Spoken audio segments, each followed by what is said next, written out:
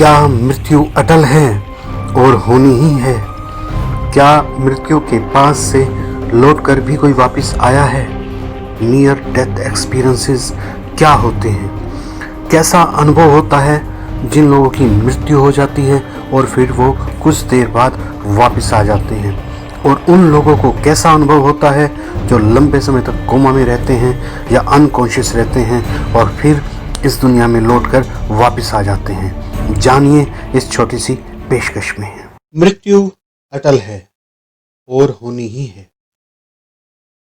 इस दुनिया में कोई भी ऐसा नहीं है जिसकी मृत्यु ना हुई हो, चाहे अमीर हो फिर चाहे हो गरीब, चाहे राजा हो या फिर हो रंक, कोई भी हो, मृत्यु तो होनी ही है। आज मैं आपके साथ कुछ ऐसे नियर डेथ एक्सपीरियंसेस के बारे में बात करने जा रहा हूँ जिन्हें विज्ञान की भाषा में NDE कहते हैं। NDE का मतलब नियर डेथ एक्सपीरियंस। NDE या फिर नियर डेथ एक्सपीरियंस उन लोगों के अनुभव हैं जिनकी मौत हुई और वो कुछ समय बाद फिर जिंदा हो गए। ऐसे में यह लोग कुछ देर शरीर से बाहर रहे या फिर चेतना के किसी और स्तर से जुड़ गए, या फिर ये भी हुआ कि इनमें से बहुत सारे लोग बहुत समय तक कोमा में भी रहे। एक रिसर्च को मैंने अपने वीडियो का बेस बनाया है। इस रिसर्च को मैंने एक अमेरिकन रिसर्च प्लेटफॉर्म से लिया है। इस रिसर्च में 3 ऐसे केस स्टडी किए गए हैं जिन्हें मृत्यु का अनुभव हुआ है, यानी कि मृत्यु के पास जाने का अनुभव हुआ है। इनमें से एक की उम्र 30 साल है जो कि एक हिंदू महिला है, दूसरे की उम्र 22 साल है जो कि एक हिंदू पुरुष है, तीसरा 4 साल का एक बच्चा है। और 4 साल के एक बच्चे को ना मैं हिंदू कह सकता हूँ और ना ही मुस्लिम, ना सिख, ना ईसाई और ना ही कुछ और। 30 साल की सुमिता को सिर में गहरी चोट लगी जिसकी वजह से उन्हें ट्रॉमा सेंटर में लाया गया और उपचार के दौरान वो कोमा में चली गई। 8 दिन तक सुमिता वेंटिलेटर पर रहने के बाद 2 महीने अनकॉन्शियस रही और उसके बाद यानी कि 2 महीने बाद उनकी कुछ रिकवरी होना शुरू हुई और पूरी तरीके से सही होते होते, रिकवर होते होते उन्हें 1 साल लग गया। जब सुमिता से उनका अनुभव पूछा गया कि जब वो अनकॉन्शियस रही तो उस दौरान उन्होंने क्या अनुभव किया, उन्होंने बताया कि वो शरीर से बाहर चली गई थी और वो एक चमकीली रोशनी में तैर रही थी। उन्होंने और बताया कि उन्होंने देवता देखे, उन्होंने ब्रह्मा, विष्णु और महेश जो कि हिंदू गॉड्स हैं, देवता हैं, उनको देखा और उसके बाद ओम को देखा और ओम की रोशनी ने ही उन्हें वापस जीवन की ओर धकेल दिया। इसके साथ साथ उन्होंने यह भी बताया कि जब वो अनकॉन्शियस थी और वेंटिलेटर पर थी उस समय डॉक्टर और टेक्निकल स्टाफ के बीच में जो बातचीत हो रही थी वो सुन रही थी। अब मैं दूसरे केस पर आता हूँ। दूसरा केस 22 साल के एक यंग ग्रेजुएट अंकित का है। 22 साल की उम्र में ही जिसको एक कार्डियक अरेस्ट हुआ था और 36 घंटे की मशक्क़त के बाद उन्हें डेड बताया गया था, लेकिन कुछ समय बाद ही उनकी बॉडी फिर से हरकत में आ गई थी और लगभग 3 सप्ताह अनकॉन्शियस रहने के बाद वो कॉन्शियस हुए थे, यानी एक तरह से ठीक हो गए थे, मृत्यु को मात देकर वापस आ गए थे। आफ्टर रिकवरी जब उनसे पूछा गया तो उन्होंने बताया कि वो अपने शरीर से बाहर निकल गए थे और वो एक सुरंग में चले गए थे जहाँ सफ़ेद रंग का प्रकाश था, बहुत सारा प्रकाश था, प्रकाश ही प्रकाश था।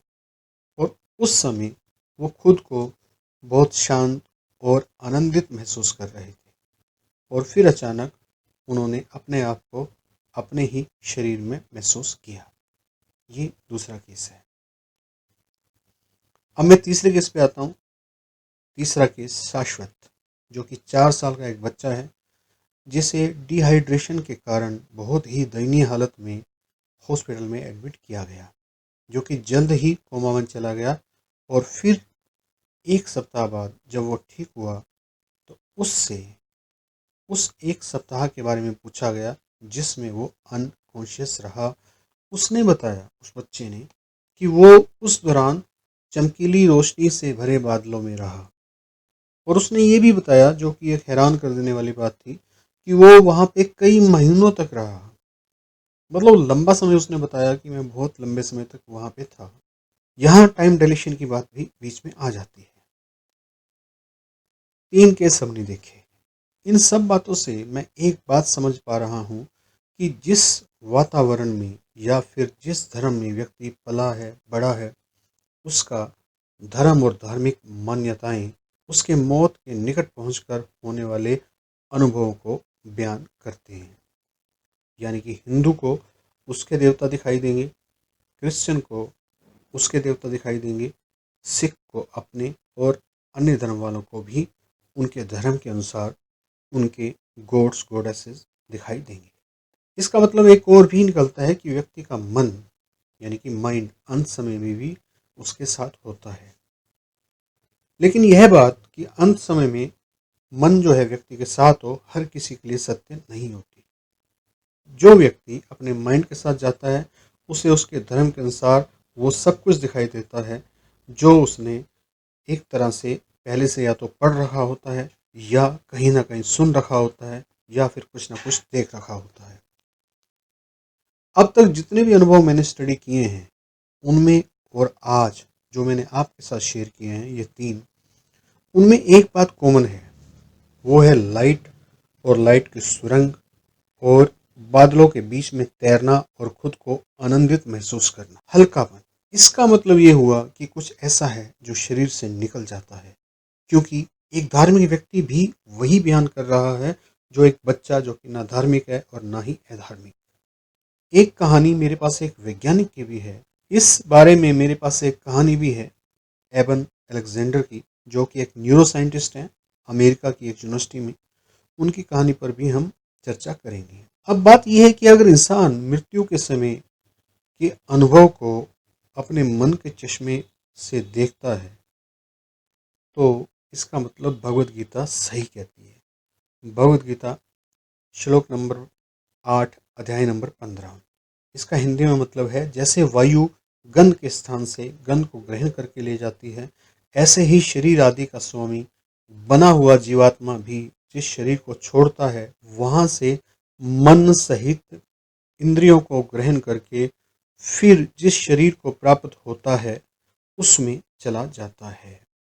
यहाँ पे एक बात सबसे ज़्यादा महत्वपूर्ण है, वो है मन सहित इंद्रियों को ग्रहण करके फिर जिस शरीर को प्राप्त होता है उसमें चला जाता है।